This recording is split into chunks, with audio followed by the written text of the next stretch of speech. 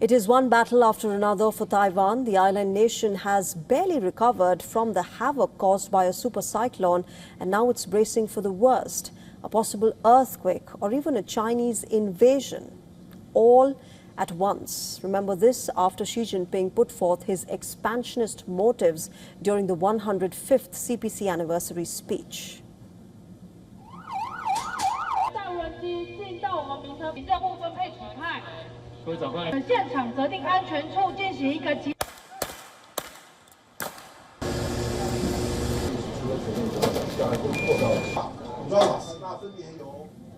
Taiwan held one of its largest crisis simulation drills to gear up for crises ranging from natural disasters to war. But remember, this wasn't just one of its routine drills. It was a closed-door drill and a test of Lai Ching-te's government and military officials amid growing Chinese aggression. It was held over 2 days in central Taiwan's Namtu County. This exercise brought together more than 370 government officials, military officers, and emergency responders. Organizers described the scenario as a realistic test of the island's ability to maintain essential government functions during a complex, multi-dimensional crisis.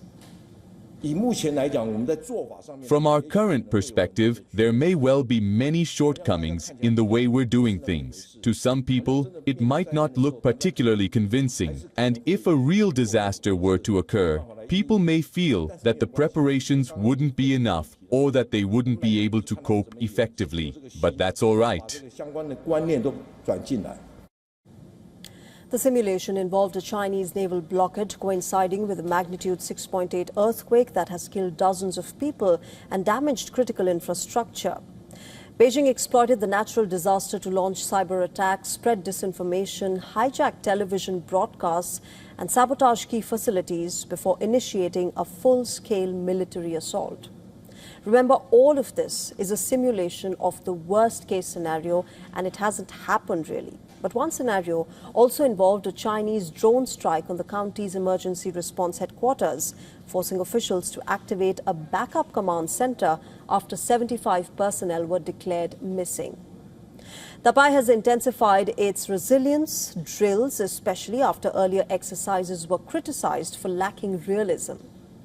This program was designed to expose weaknesses and force officials to make decisions under increasingly realistic battlefield conditions. And just as the simulation was ending, remember, Taiwan reported that China had carried out yet another joint combat readiness patrol around the island with warships and 22 military aircraft sorties, including nuclear-capable H-6 bombers.